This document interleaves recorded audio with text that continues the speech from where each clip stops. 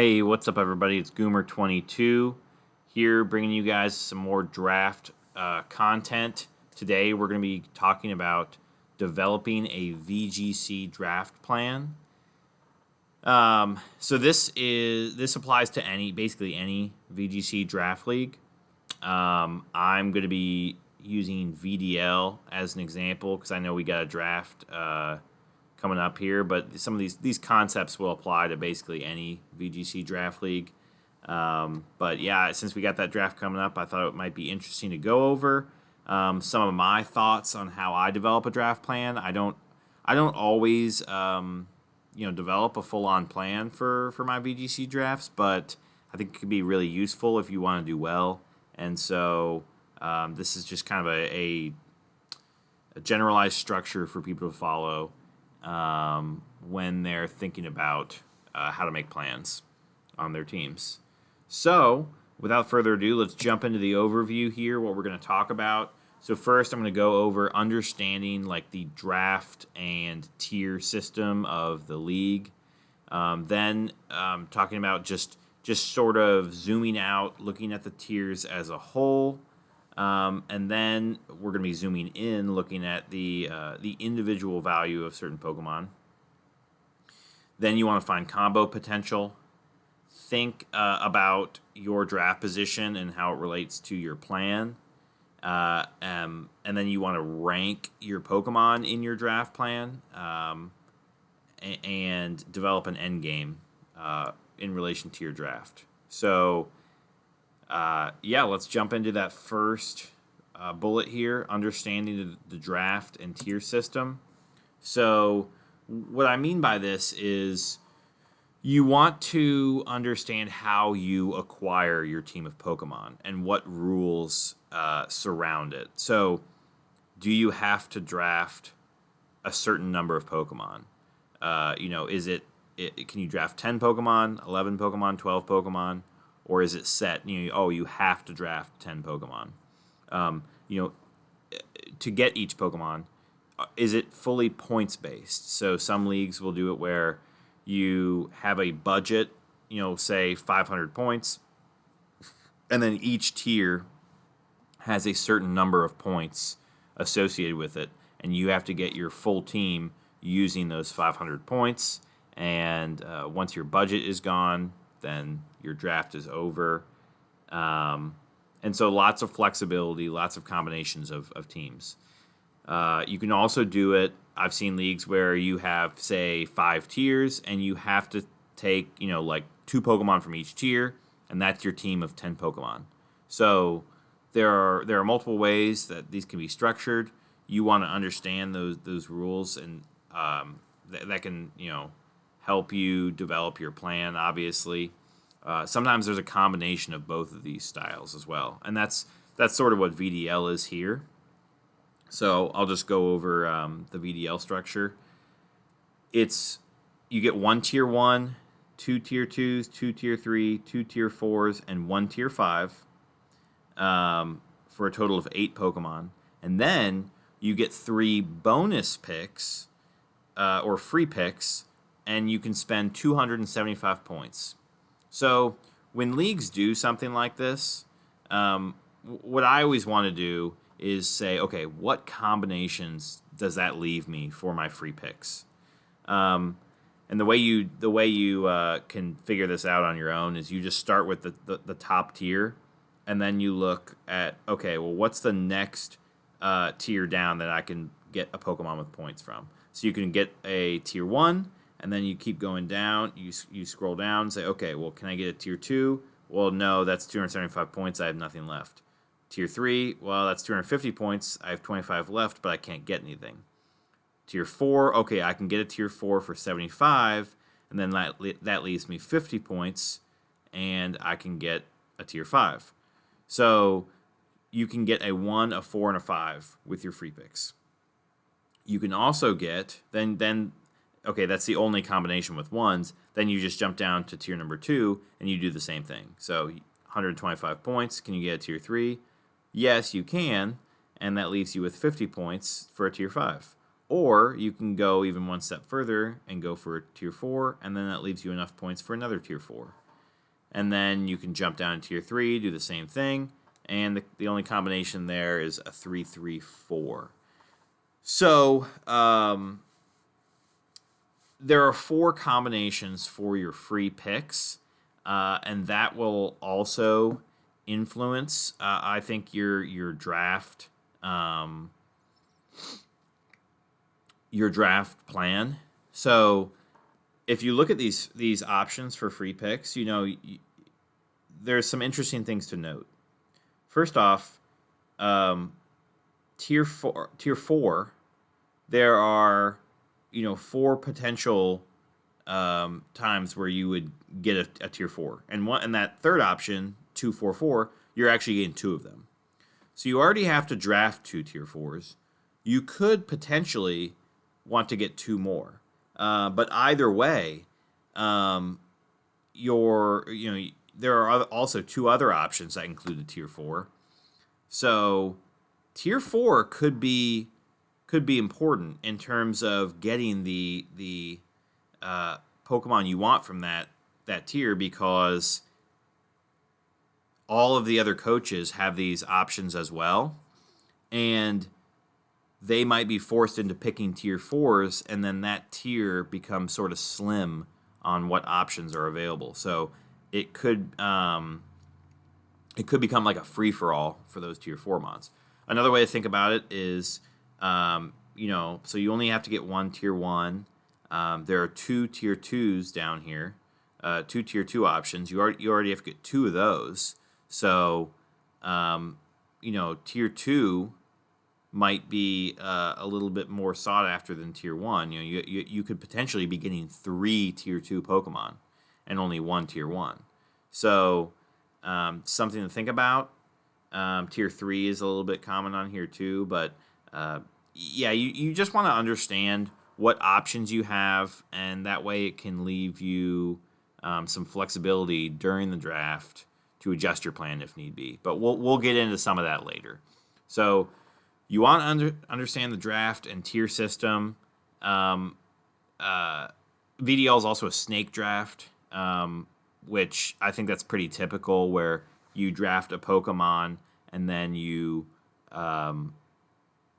whoever was last to draft in the first round is first to draft in the next round. In addition, certain leagues will also force you to pick certain tiers before other tiers. So everyone might start picking their tier 1s, and then everyone has to pick their tier 2s, and so on. VDL is in any order, as I've said here. So you don't have to pick your tier 1 first.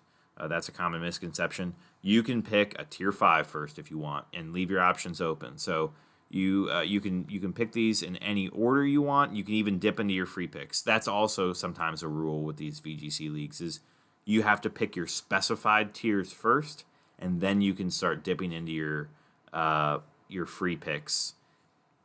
But in VDL, like I said, it's any order. You can go, you can get 4 tier 4s as your first 4 picks, if you want. So, you really want to understand that draft and tier system, and that's really going to help you out when you're planning out this draft, just knowing what options you have. So on to the next point. You want to study the tiers as a whole. And this, I sort of touched on part of this in the last slide. But you want to know how many Pokemon are available in each tier. Just sort of generally. For example, VDL is a draft with 24 coaches. So every coach is required to get 1 tier 1. And you can get an additional tier 1 if you want. But you want to just kind of make sure you know how many tier 1s are available, just in case you want to go that route. Because I don't think this is the case, but let's say there's only 30 tier 1 Pokemon. Well, that means 24 coaches are going to pick tier 1 Pokemon, and there's only going to be 6 left over to pick with your free picks. So that would be something to note if you were considering getting a second tier 1. I think there's a lot more in VDL than 30, but you just want to, and the same thing with tier 2, right? So tier 2, every coach has to pick 2 tier 2 Pokemon. So at a minimum, 48 tier 2s are going to be selected. And that's assuming that no one selects the tier 2s from their free picks, which I would say is fairly common as well. So anywhere from 48 to 72 tier 2s are going to be drafted if every coach selected an option for an additional tier 2. So you really want to know how many Pokemon are kind of available, and are you going to get into a situation where there's not a lot of options left in that tier once everybody's taken their picks from that tier. So you want to understand how many Pokemon are available in each tier. But in addition to that, like once you've kind of glanced over the number of Pokemon and generally what Pokemon are in there, you want to see, like, does each tier seem to have a significant difference, right? So you might be looking at the tier list and you might say, you know what? Tier 3 and tier 4 are pretty similar. Like the Pokemon in these tiers, I feel like have a similar value. And so when you're using your free picks, you might want to lean towards that tier 4 rather than the tier 3 because they're higher points, but they're just sort of a similar value in your eyes. So yeah, you want to see whether certain tiers stand out as being over or undervalued than others based on their points. I think it's also important to note, like, just as a whole, like whether like let's say you look at tier 5 and you say, you know what, as a whole, this tier is kind of crap. I don't think there's really much value there. But let's say you've identified maybe 4 or 5 Pokemon that you're like, okay, these maybe have some value, but the rest of it is kind of a junk tier. Well, you want to keep that in mind for later in your draft because even like basically once people start picking from that tier 5, if they scoop up those few Pokemon that you think have value, that tier is going to be an issue for you for finding what Pokemon you want from it. So it just and this is usually a personal preference thing too. Some people might think a tier is overvalued, some people might think it's undervalued, but you want to look and in your eyes evaluate whether you think this tier kind of has a lot of value or not. And that's for its point relativity. So obviously, tier 1, the Pokemon there are going to look more valuable than tier 2, and those are going to look more valuable than tier 3, and etc. But this is in terms of like point relativity. So you can just sort of look at it like, okay, I can get a tier 3 for 100 points or a tier 1 for 150. Is that tier 1 really worth those 50 extra points? Because if I don't spend those 50 extra points, I'm a little bit more flexible to get some more stuff in like tier 3. So with my free picks. So that's kind of what I'm talking about as when you want to study the tiers as a whole. And with that studying the tiers as a whole, going back to that last slide, you want to understand what tiers might be squeezed for value just because of what picks are going to come from those tiers. So that sort of ties back in with what Pokemon are available in each tier. But I know we had a season where you were able to get, with your free picks, you were able to get 2 additional tier 2s. So what happened is everyone got two tier 2s because they were forced to. And then with their free picks, a lot of people got 2 additional tier 2s. So every coach was basically drafting 4 tier 2s, and tier 2, was kind of just a bloodbath on getting the Pokemon you wanted. And there was a lot of value there. But even though there was a lot of value there was a lot of picks coming from that tier because of the point system. So it's just good to understand the tiers as a whole, and these steps here for developing a draft plan are going to build off of each other. So let's jump into the next feature of developing a draft plan. So you want to look for individual value Pokemon. So these could be Pokemon that you are familiar with, just playing with in Pokemon or in Draft or VGC. These could just be Pokemon that you've looked at on paper and thought, wow, this is a pretty good Pokemon. And when you're comparing it to other Pokemon within each tier, you might say like, hey, this is actually really good value for its tier. And you want to just make note of these. You can either write them down or keep them in mind in your head because, for one, you can build your draft plan around them. But two, if you want to keep your draft options a little more flexible, you can just kind of keep these Pokemon in the back of your head and think, okay, if this Pokemon's still available, I might snag this Pokemon later in the draft because I think it has some hidden value maybe in this tier. Now, personally, when I'm doing this, I like to start with tier 2 and then the bottom tier. And in VDL's case, that would be tier 5. The reason I do this is because how I think about it is tier 1 is only has the option of being overvalued, right? So if you grab a Pokemon in tier 1, that's either a good tier 1 pick, or it's either a solid tier 1 pick, or it's overvalued and it probably is a tier 2 Pokemon, right? So I don't really see tier 1s as being Pokemon that have the potential to be undervalued in that sense. Now, I know there might be, if you're looking at the group of tier 1 Pokemon, there might be like a few Pokemon that stand out to you as like top tier 1s. I don't necessarily think that's the case all the time, and so generally I think that tier 1s will have lots of viable options depending on your team composition. And instead, I like to look at the tier 2 Pokemon and say, okay, what Pokemon in tier 2 look like they could be a tier 1? And they were maybe just mistiered.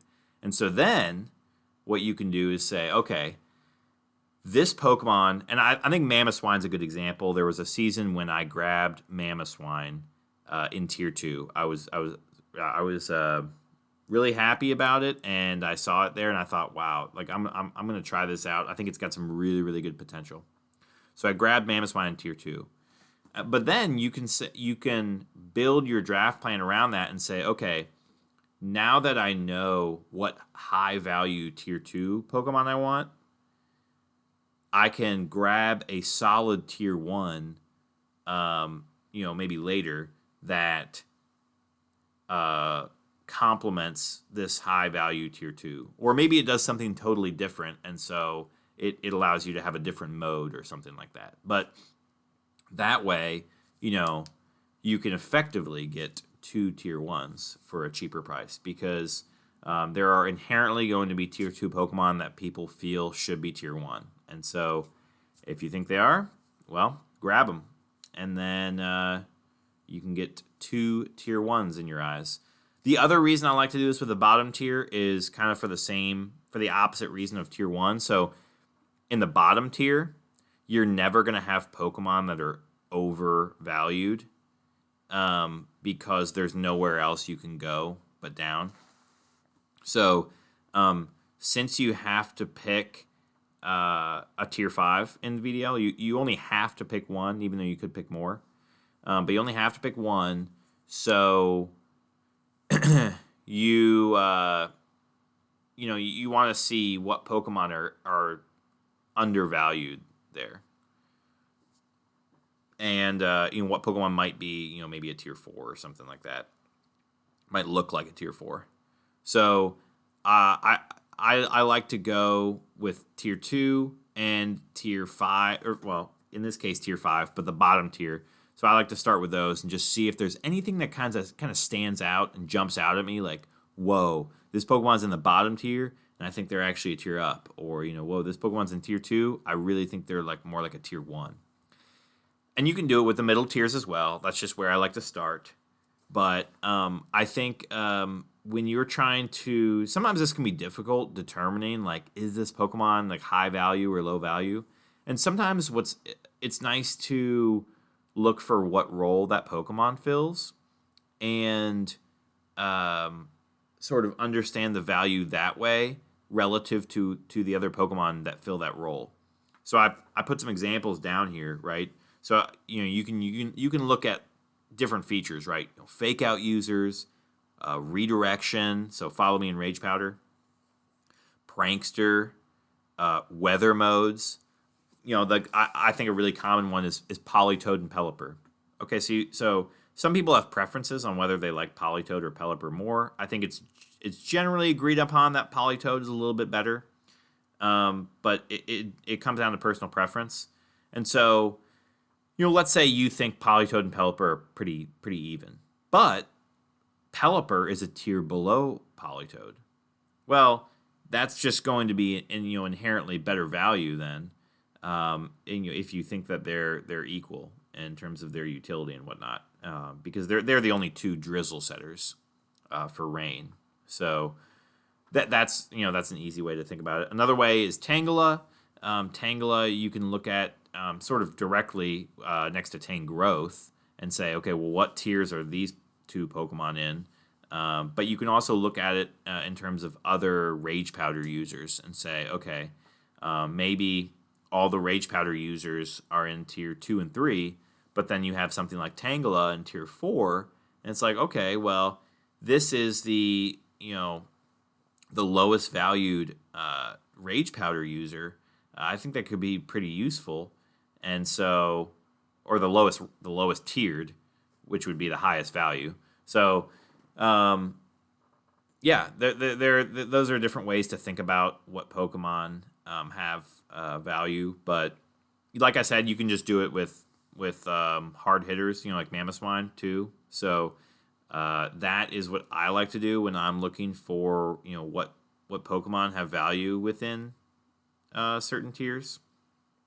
So once you've identified those, and you can sort of keep those in the back of your mind or build off of those, which is sometimes what I like to do. And so you can try to find combo potential. So I think it's having just a general team of good Pokemon isn't necessarily a bad idea. But I personally like to think about combos with my draft team. Not that all of them will come out during the season, but you at least have those options. And so you want to look at once you find some individual value. So you might say something like Mamoswine, and you say, okay, are there other Pokemon that synergize well offensively or defensively that are also good value? So I think a common one with Mamoswine was like Thundurus, right?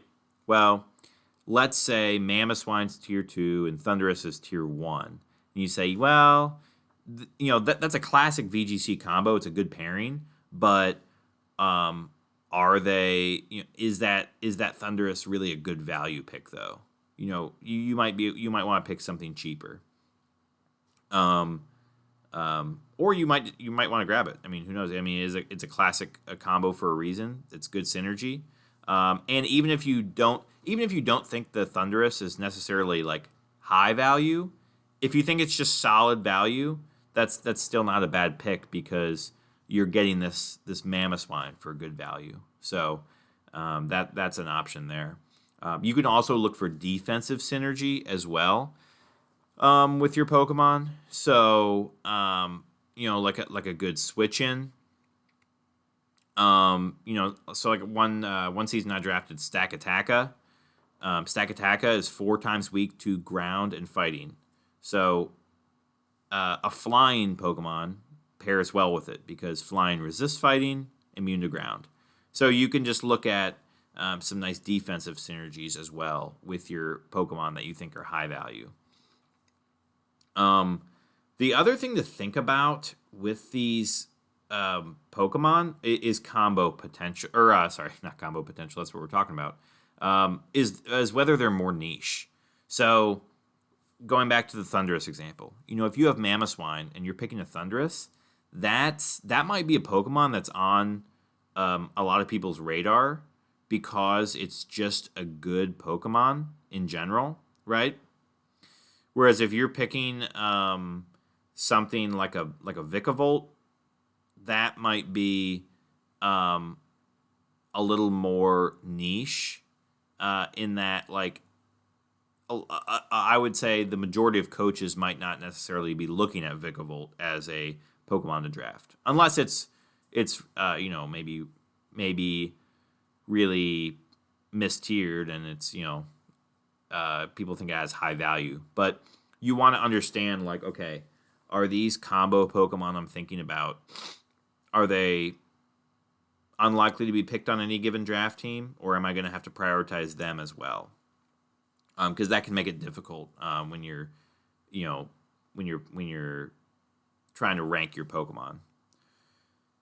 But when you're coming up with these combos to look for, these can be stuff that you've seen in VGC or that you've just thought about, and you want to look at how easy would it be to replicate with the points and tiers, on a draft team.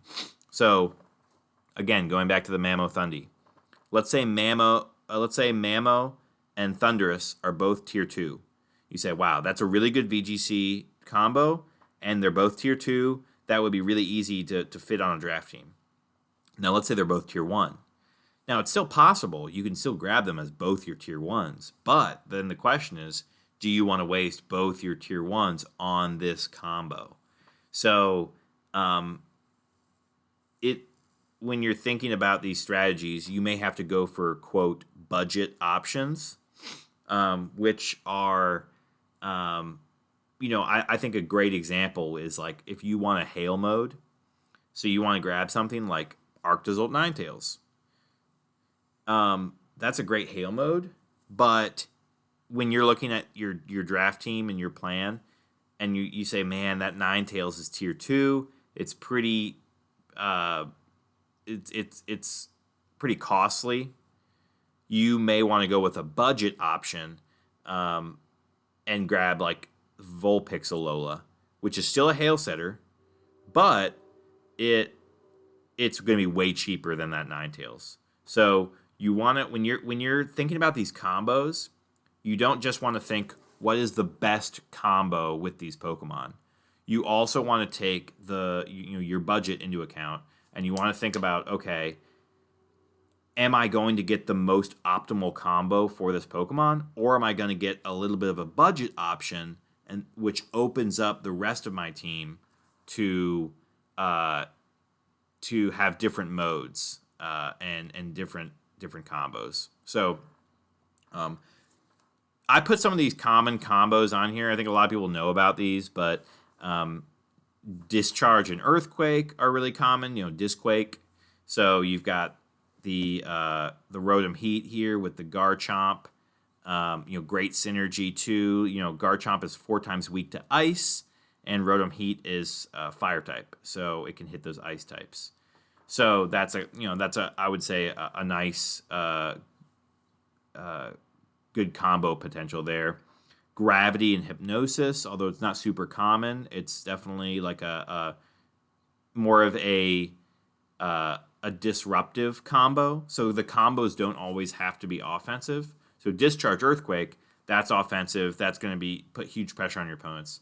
Gravity Hypnosis is going to disrupt their plans, and it's going to be annoying for them to get around, but it's more of a supportive combo. And then the last one, you have like maybe a setup combo. So, Follow Me, Shell Smash. That's a really, Indeedee Blastoise, something like that. So really, so there are different types of combos. You've got offensive, you've got disruptive, and you've got setup. I'm sure there's other types of combos too. Weakness policy combos are obviously very common to think about. What can proc weakness policies on certain Pokemon, and so yeah, you want to think about some of these combos when you're getting your draft team. Oh, excuse me. When you're getting your draft team, and you're looking at the individual Pokemon and their value. So, on to the next one. You want to think about your draft position. So draft position can definitely influence what plans are going to be easier to execute during the draft. So if your first pick, you guarantee one Pokemon, right? So you get whatever Pokemon you want from this whole entire list. But you have to wait a really long time for your second pick. So you want to have a flexible first pick. And I've got two examples down here, right? If you pick Celesteela has very very good modes. It can go physical or special. It's pretty bulky. It can actually it can be a stall Pokemon as well. So there's lots of ways to build around Celesteela. Whereas Venusaur, especially in a Dynamax format, Venusaur can be really threatening. It's got that Gmax Fine Lash, but it requires some good partners. Typically, a Sunsetter like Torkoal or Ninetales. You could even go Vulpix as a budget option. But if, say, you grab Venusaur for your very first pick, and you're going to have to wait a really long time for that second pick, you risk someone else taking, say, Leafeon and Torkoal or something like that. And then, all of a sudden, your number one pick lost one of its best, combo partners. So you want to be careful on when you get certain Pokemon, just based on your draft position. If you're drafting near the beginning or end, you are much more likely to get these combos. Now, obviously, in the beginning for the first round, you have to pick a Pokemon and then wait, and then you'll get to pick in twos every round after that, basically. But for that first round, you got to make sure to be flexible. But yeah, if you're near the beginning or end, also known as the wheel picks, you are much more likely to get these specific combos. So you want to set up your picks in twos if you can, because that way it leaves you a lot of flexibility for what you want to get. So like if you're let's say you're at the very end of the draft order, so you get two picks basically that first round when it comes to you. So you're thinking, okay, I want to go with a weather mode, but I also maybe want to get like a solid Trick Room mode. So, let's say you get Venusaur, but then you also, instead of getting like Torkoal or Ninetales, you get Oranguru because you want a solid Trick Room setter. Well, you don't really want to do that because you're going to have to wait a long time before it gets back to you, and someone might take, say a Trick Room user you were looking at, like Caparaja, and then they may take somebody. You also risk someone taking Torkoal or Ninetales as well. So you would it would be better to pick one of those modes, Trick Room mode or Sun mode, and pick like, okay, Venusaur, Ninetales, and then once it comes back to me, I'll get my Trick Room mode. So you want to set up your picks in twos if you can, if you are on that those wheel picks. Now, when you're in the middle of the pack, you need to be more flexible because you don't have that option to pick in twos.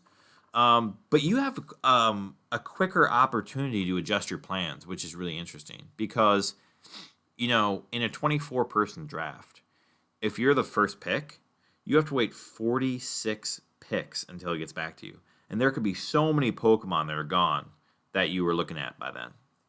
But if you're in the middle of the pack, you get to pick every 24 picks. So, you have to make sure that your draft plan is a little bit more flexible, but since you have the quicker opportunities to adjust plans, that can help you out. Like if you want to go, say, a sun mode, and so you pick Venusaur, it was available. What's really nice is you have the flexibility to say, get Torkoal or Ninetales when it's your turn, based on what you want. When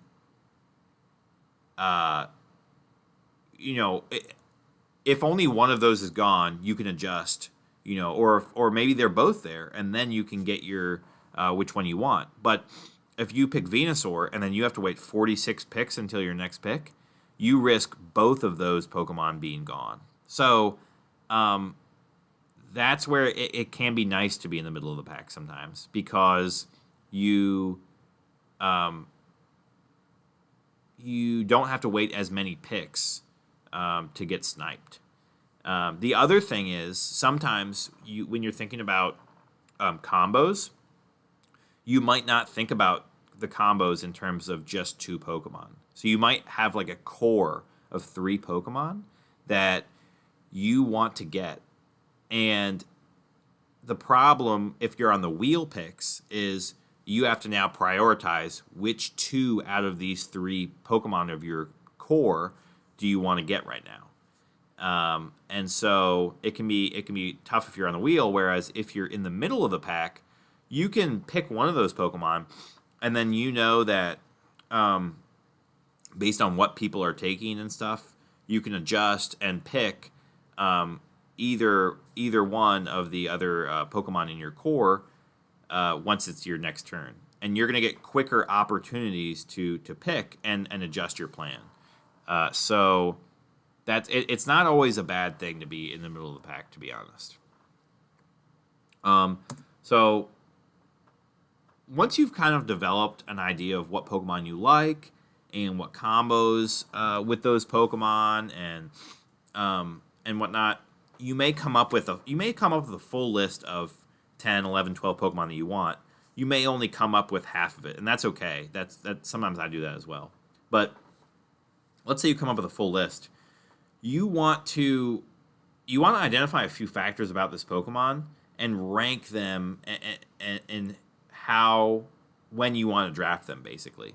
And this can definitely adjust during the draft as well. But you want to think about, okay, how essential is this specific Pokemon to the core of the team? Right? So I would say a good example is like Regieleki. Like, let's say you want to have Regieleki on your team. Well, Regieleki has base 200 speed. I mean, nothing else really comes close to that. So, like, if Regieleki is on your core and you specifically need it to be like a really, really fast Pokemon like that, there's nothing else that really compares to it. So, you might want to prioritize that really early. But if you're just thinking about Regieleki in terms of like strong electric type, offensive, well, there are plenty of those out there. So you want to think about your Pokemon and how much does that specific Pokemon matter for your draft core, right? So if that specific Pokemon isn't necessarily essential, like how many backups, or even if they are essential, how many backups are there for that Pokemon? And are they like a true backup, or are they a pivot? So what I mean by that is, I think a good example is Nidoking and Nidoqueen. If you want to have one of these Pokemon on your draft team, if let's say Nidoking gets picked and that was your top choice, well, you can just replace Nidoking with Nidoqueen, and now like it's effectively the same Pokemon. So it's really not going to affect your draft plan all that much. But what I mean by a pivot is, let's say you really want Intimidate on your team and you really want Incineroar, and somebody takes Incineroar. Well, you may have an alternate draft plan that pivots based on if Incineroar is taken. So if Incineroar gets taken, maybe you're looking at Gyarados now. But Gyarados and Incineroar, they both have Intimidate, but they're very different in terms of what they do on your team. Like their typing, their move pool, they're going to play very differently. So, then you might, sure, you can replace Incineroar with Gyarados, but your draft team is likely going to pivot to a different direction than what you originally planned. So you want to come up with backups, but you want to understand, is this like a true backup or is this a pivot backup? And can I take my team in a different direction if this Pokemon is gone? The other thing to think about is when you're looking at this is this a high value Pokemon that others are likely to identify? Something like Regieleki and Incineroar, those I would say are pretty common Pokemon that people think about drafting. Whereas something like Rotom Frost, if Rotom Frost is on your radar for drafting, it's okay, but I wouldn't say that it's a common Pokemon that people are usually gunning for. So, especially like relative to its tier. So, I think that's something to think about. Is in its tier, Purloin. So Purloin is interesting because,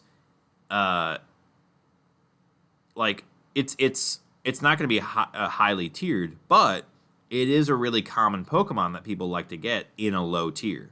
So, when I say is this a high value Pokemon, I don't just mean is this a high tier Pokemon. I mean high value. So Purloin in a low tier is still potentially high value and sought after by other coaches. So you want to be aware of that and maybe get it a little bit earlier if it's on your plans. So that goes with the fourth point. How important is this Pokemon relative to its tier? So we can use Purloin as another example. Let's say Purloin's in tier 5 in the bottom tier, and you really think, okay, there's only like 5 good Pokemon in tier 5, and so when you're drafting, you got to be aware, like, okay, when people start taking these tier 5s, they're going to go quickly, because what can happen is it can be like a snowball effect. So if let's say there's only 5 good Pokemon in tier 5, and there's like one clear one, and let's say it's Purloin.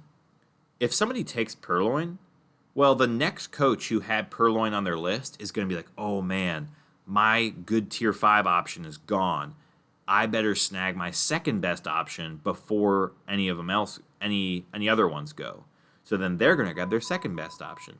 And then you might have someone, it just compounds, where the person who was looking at those top 2 tier 5 Pokemon is like, oh man, I got to grab this third best Pokemon now because they're starting to get drafted.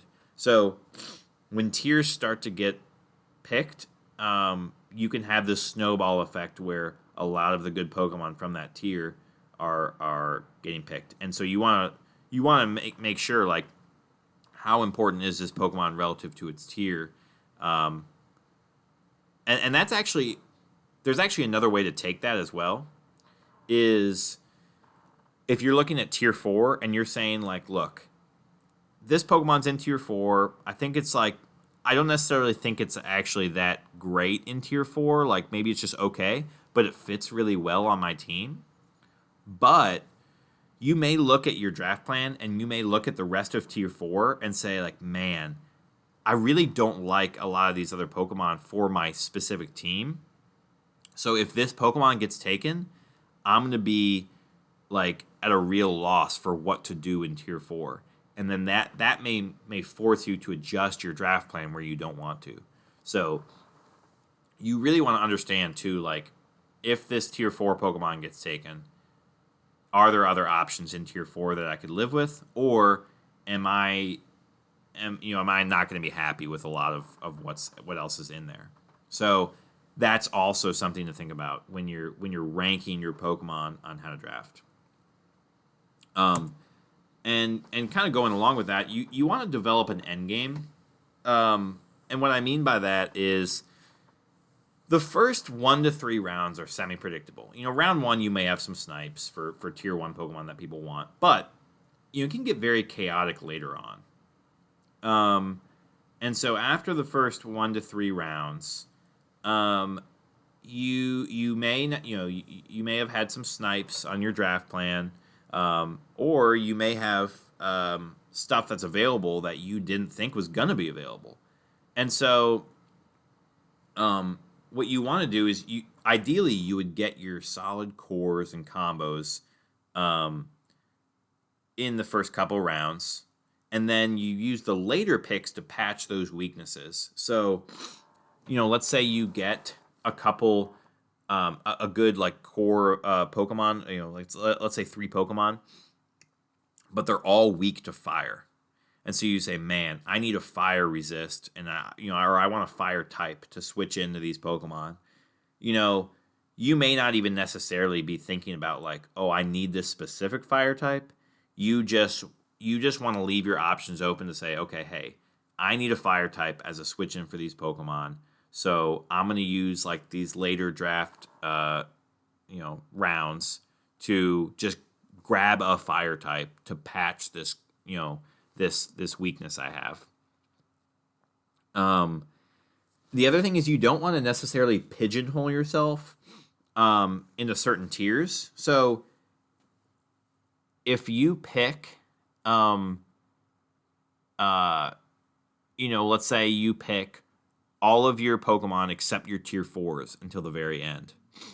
Well, now you're forced to pick into this tier, and based, people might have really hit that tier hard, and you might be left with just junk. Whereas if you pick in a way that leaves, say, 2 tiers open, so let's say you have a tier 3 and a tier 4, that leaves you infinitely more flexibility in terms of what 2 Pokemon combinations you can get for your team, for your draft team. So you really don't want to pigeonhole yourself into certain tiers later on if you can help it.